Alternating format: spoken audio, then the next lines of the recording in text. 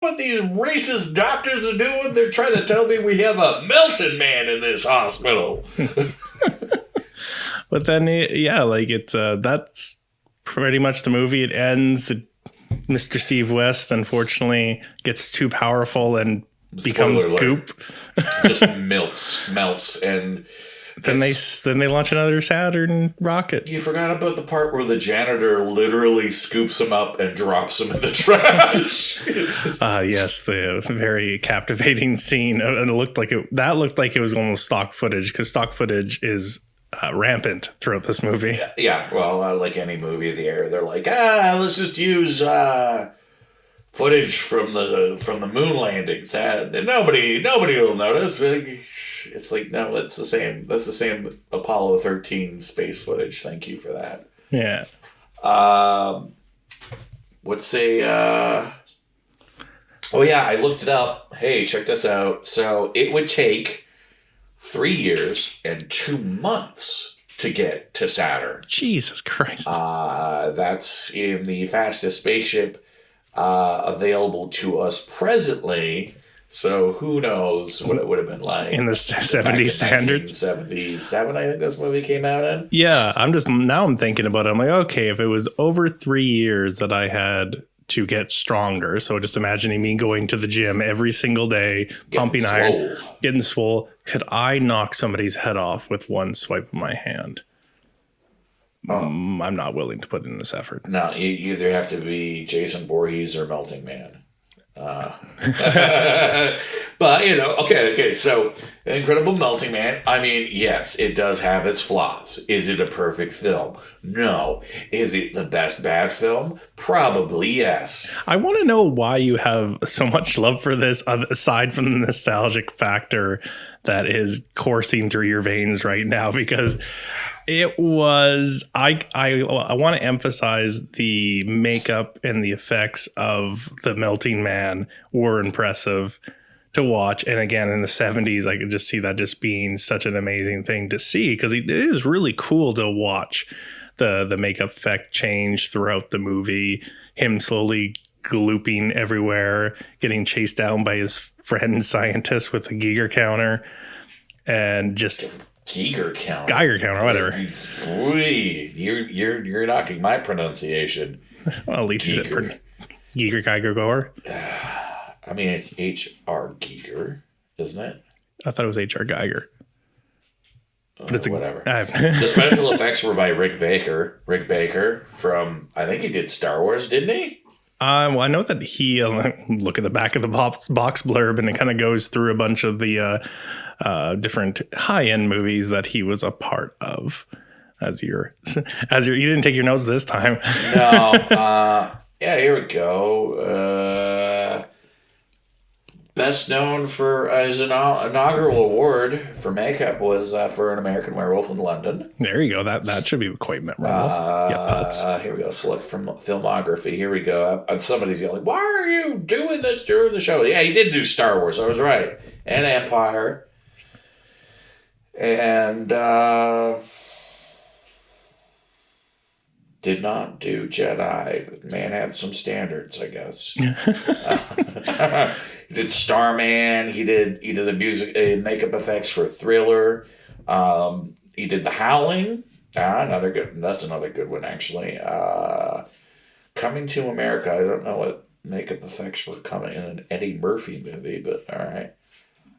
What makeup was in that movie that you'd be a part of? I don't know, but he's been on a lot. He's done a lot of like big name movies. X-Men: The Last Stand, easily the easiest X-Men movie they've ever made. They don't need to make anymore. Oh God, I'm joking. That is a joke. So The Incredible Hulk Man. Why does it stick out to me? Like, why do I love it so much? Is that because it's tonally all over the place. A lot of the movie tries to play it straight and serious, but then there are segments of the movie where shit doesn't make any sense. So the first time you're like, okay, some of this is kind of goofy. Like, okay, you have the Melting Man. He's like chasing after this nurse, right? and they're like playing all this menacing music, and then they show this like really weird slow-mo of her running down a hallway. Yeah, and it's clear that there's nobody behind her. But also, it's just like, why are you choosing to do this in slow motion? It's a chase scene. Yeah.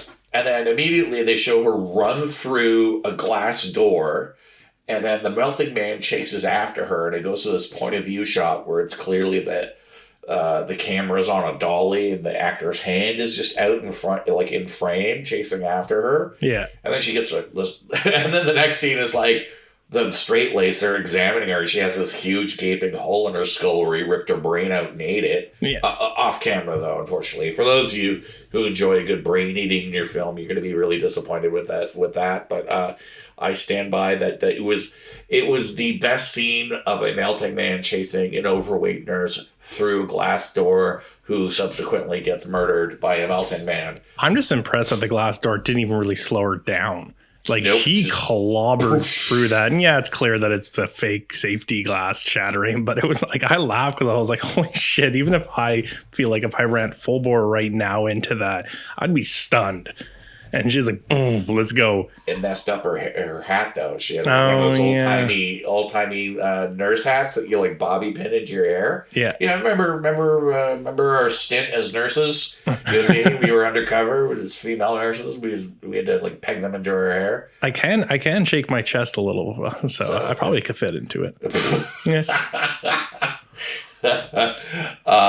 And then there's and then after the scene where the fisherman gets murdered, and again they're playing it serious, and then they do the shot where like the head goes over the waterfall and smashes open, and then all of a sudden we cut to the scene of 3 children that are playing in the park nearby. Yeah, that really, I actually thought you were about to break my golden rule for watching movies. I hate watching any movie where a child is killed. Like, that is like one I was like, oh, you son of a bitch, I waited 5 months to watch this and now this is gonna happen. No. And thank God that did not.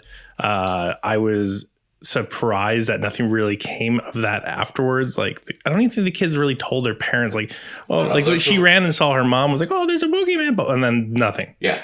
And I was like, oh, okay, not going to alert the police. But yeah, hey. But she also, like, the boys, the 2 boys that she's playing with swore, were smoking, looking at a Playboy. Yeah. She, like, didn't narc them out either. No, and so also, like... That's the 70s code.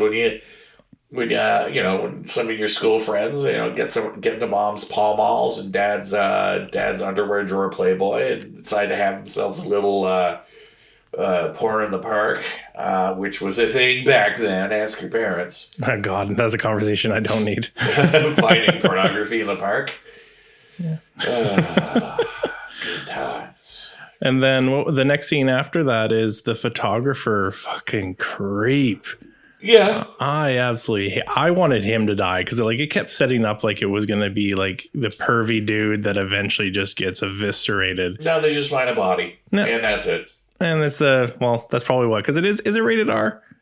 It had to be. Yeah, for back then it would have been. Yeah, so I'm like the mild tits. Because yeah, you see the girl topless. They pull off her gauze like tube top. Like it was like somebody took, you sprained your wrist, so you're putting gauze around it, or what like a tensor bandage almost. Yeah, yeah, one of those. And yeah, that was, he's just like, wow, it's a good thing I didn't have to use my imagination because... like, I feel like you're almost starting to realize the downer parts of this movie. No, because it gets better. Because the general and Mr. Is it Ted Nelson? Yeah, Dr. Ted Nelson, the scientist who's trying to find... the melting man, right? Yeah. Because they're old buddies. Yeah. And he's all like, Steve, he's just walking around the forest with a Geiger counter.